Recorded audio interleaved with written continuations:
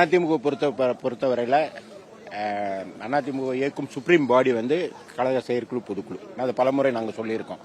இது அதிமுக தொண்டர்கள் இயக்கம். புரட்சித் தலைவர் அப்படிதான் ஆரம்பிச்சார். தொண்டர்கள் கூடி முடிவெடுக்கணும் அப்படின்னு ஆரம்பிச்சார். ஏன்னா நாங்க தொண்டர்களிடமிருந்து தலைவரை தேர்ந்தெடுக்கிறோம், தொட்டில இருந்து இல்ல.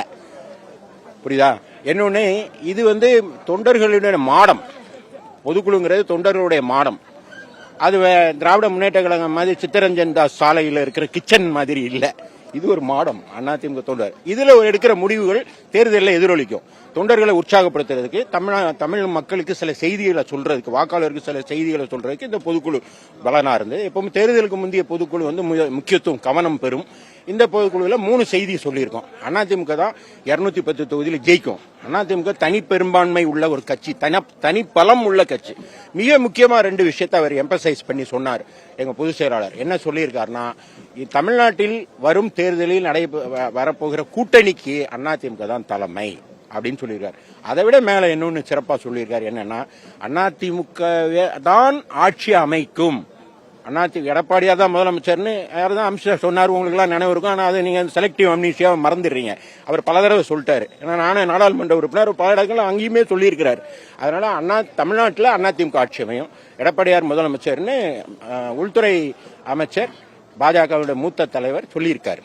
அதன்படி எடப்பாடியார் இப்ப சொன்னாரு, அதிமுக ஆட்சி அமைக்கும், அதிமுக தமிழ்நாட்டில் கூட்டணிக்கு தலைமை தாங்கும். இதான் செய்தி. உற்சாகத்தை கொடுத்திருக்காரு. ஏன்னா அதாவது தமிழ்நாட்டில் நடைபெறுகிற ஆட்சி எல்லாரையும் அச்சுறுத்துகிற ஒரு ஆட்சி. யாருக்கும் பாதுகாப்பு இல்லை. உதாரணமா நமக்கு ஒரு பிரச்சனைனா நீதிமன்றத்துக்கு போவோம். இப்ப நீதிபதிக்கே பிரச்சனை. நீதிபதியை அச்சுறுத்துறாங்க, வேலையை விட்டு எடுத்துருவாங்கிறாங்க. தனக்கு ஒரு நல்ல தீர்ப்பு அவங்களுக்கு சாதகமான தீர்ப்பு வந்தா உடனே நீதி வென்றது. உங்களுக்கு எதிரான தீர்ப்பு, உங்களுக்கு பாதிப்பான தீர்ப்பு கொடுத்தா உடனே உச்சி குடுமி மண்டம் ஜாதி எல்லாம் சொல்வீங்களா? ஆகாயத்திலிருந்து குதித்தவர்கள் சொல்வீங்களா? நாங்க போட்ட பிச்சையில வந்தவங்க சொல்வீங்களா? இது என்னங்க நியாயம்? அதனால நீதிபதிகளுக்கு பாதுகாப்பு இல்ல. நீதிமன்றத்தில் வழக்கு நடத்துற அரசு வழக்கறிஞர் படுகொலை ஏறாரு. நீதிமன்ற வாசல்லே கொலை நடக்குது. இன்ஸ்பெக்டர், இந்த ஆட்சியோட துவக்கமே ஒரு இன்ஸ்பெக்டரை ஆடு மேய்க்கும் சிறுவர்கள் கொண்டுட்டாங்கன்னு இந்த பிள்ளையார் சொல்லி போட்டு துவங்குற மாதிரி இப்படிதான் இந்த ஆட்சி துவங்குச்சு. அது யாருக்கும் பாதுகாப்பு இல்லாதது. அப்ப பாதுகாப்பு இல்லாத ஆட்சியை அகற்றணும் அப்படின்னு மக்கள் நினைக்கிறாங்க.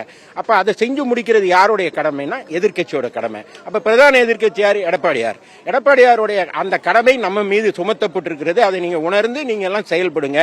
ஏன்னா இந்த ஆட்சியை அகற்ற வேண்டியது ஒவ்வொரு அதிமுக தொண்டனுடைய ஆத்ம கடமைன்னு அவர் வலியுறுத்தி சொல்லியிருக்கார். அதன் மூலம் அதிமுக ஆட்சி அமையும். அதன் மூலமா தமிழ்நாட்டு மக்களுக்கு பாதுகாப்பான ஒரு ஆட்சியை நம்ம வழங்கலாம் அப்படின்னு சொல்லியிருக்காரு. அதை கடந்த முறை அவர் செய்து காட்டியிருக்கார்.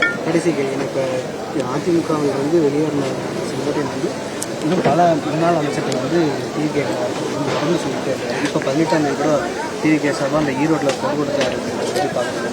பல முன்னாள் அமைச்சர்கள் போகப்படுறாங்களா? அது வயது முதிர்ந்த ஒருவரின் மாலை நேர பிதற்றல்னு எடுத்துக்கலாம். வேற ஒன்றும் சொல்ல விரும்பல.